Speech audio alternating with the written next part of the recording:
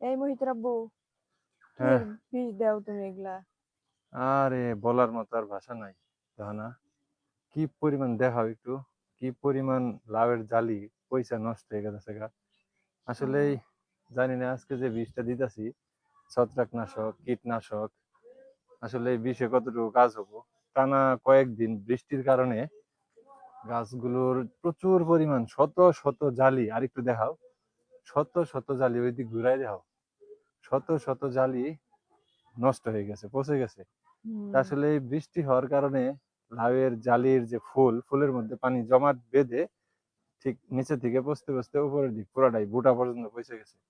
তো আজকে একটু কয়েকদিন পরে রোদ উঠছে, এই জন্য চিন্তা করছি যে দেখি বিষ দিয়ে দেই, যদি কাজ হয় পরবর্তীতে যে লাউয়ের জালিগুলো বের হবে, যদি সেগুলো আর না পচে, বৃষ্টি যদি না থাকে, মানে এটা আসলে ছত্রাক জনিত কারণও বলা চলে, আবার এই অতিরিক্ত বৃষ্টির জন্যেও এটা নষ্ট হওয়ার কারণ হইতে পারে।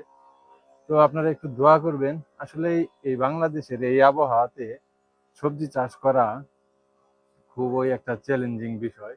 কারণ এই বৃষ্টি, এই রোদ, মানে খুব একটা কঠিন অবস্থা।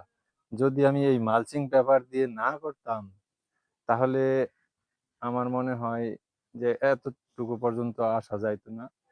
তো মালচিং পেপার দিয়ে করার কারণেই সম্ভবত এতটুকু এখন পর্যন্ত টিকে আছে।